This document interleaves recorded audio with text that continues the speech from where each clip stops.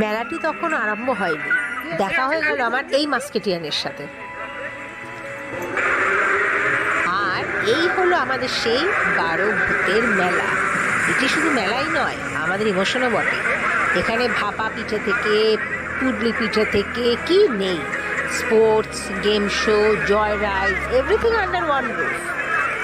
এই দেখুন লোটে ফ্রাই, ভেটকি মাছের পাতুরি, ভাপা চিকেন, দেখুন জাহাজ, নানান রকম সাজার আইটেম, জয় রাইডস, এভরিথিং, নানান রকম হার, ইমিটেশনের গয়না, ঘর গোছানোর আইটেম, খাবার দাবার, সবই একই ছাদের তলা।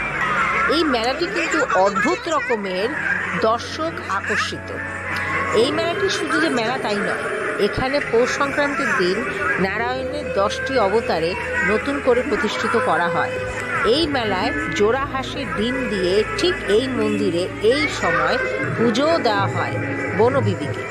বুড়ি মাকে পুজো দিলে আপনার মানত পূরণ হলে আপনি মন্দিরে এসে আবার পুজো দিয়ে যাবেন। শুধু যে নারায়ণের 10 অবতার বা 12 ভূতের মেলা তা নয়, এর সঙ্গে রয়েছে আরও বিশিষ্ট একটা আকর্ষণ। সেটি হলো গঙ্গাসাগরের মেলা থেকে সব সাধুরা ঠিক এই সময় এই মন্দিরে আসেন। এখানে এসে ওনারাও আমাদের সাথে যোগদান করেন। আপনারা সবাই ভালো থাকুন, সুস্থ থাকুন।